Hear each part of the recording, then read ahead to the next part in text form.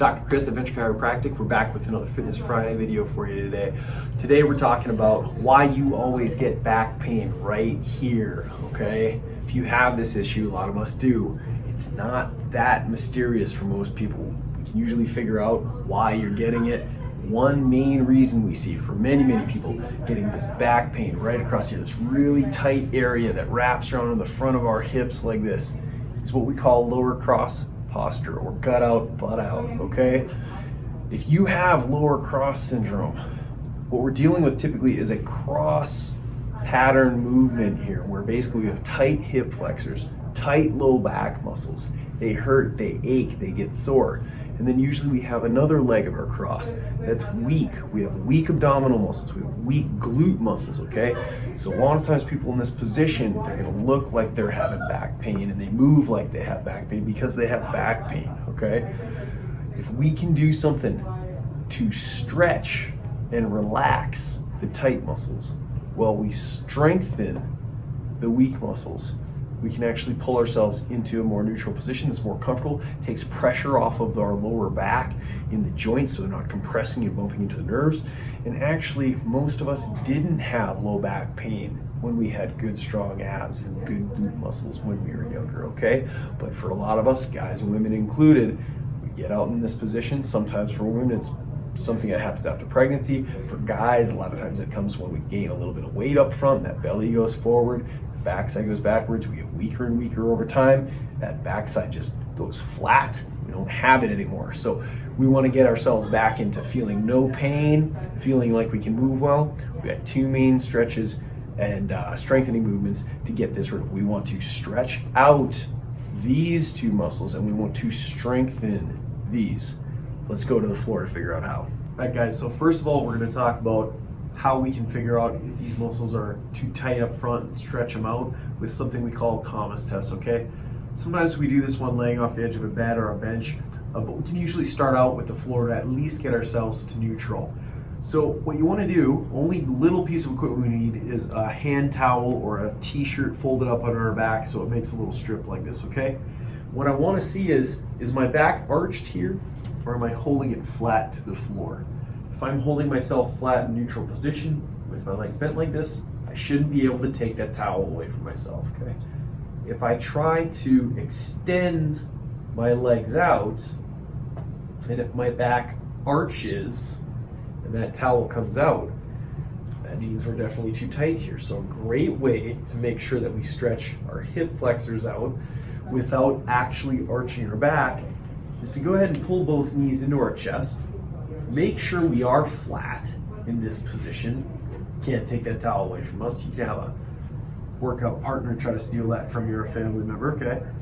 And then let one leg down. Now, if we can only drop our leg to here before we start arching, then I'd rather we just kept that towel underneath us. Keep our core tightened in, use this other knee to pull in and help, and then just relax here. We got up to 2 minutes in this position, okay?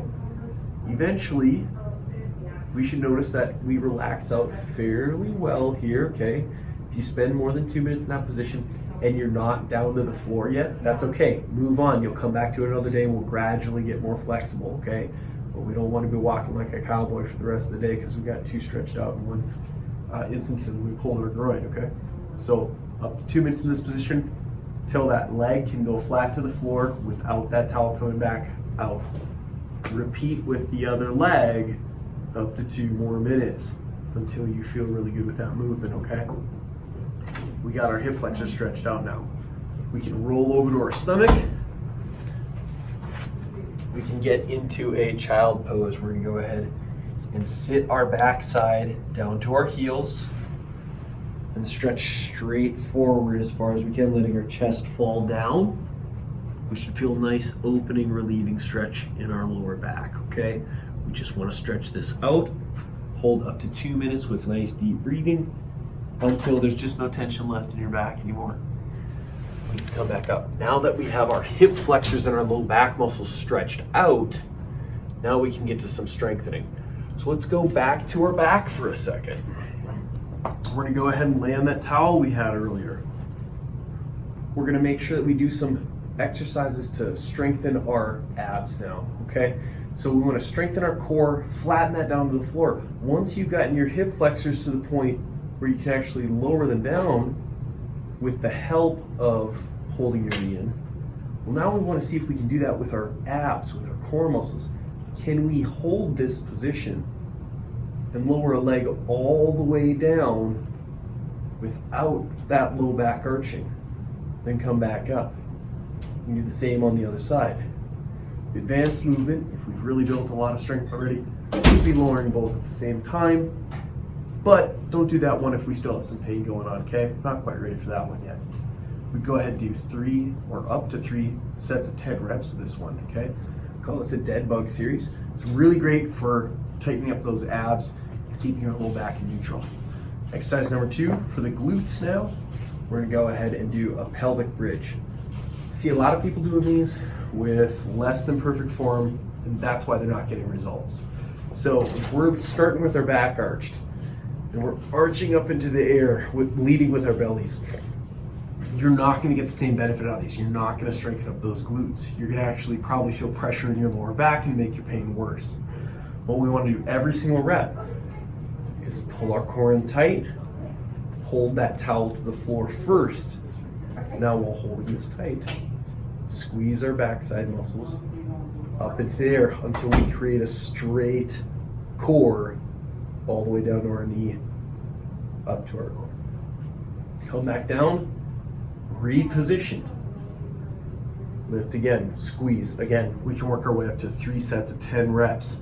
When you have nice, relaxed, flexible muscles in your hip flexors and in your lower back, along with tight core muscles and tight glute muscles, that lower cross syndrome is going to go away. We're gonna have good normal posture, and we're gonna have less pain in our lower back. Remember, we're always at Venture Chiropractic to help you move better, feel better, be a better you. Everybody's moving, everybody's moving, everybody's moving, moving.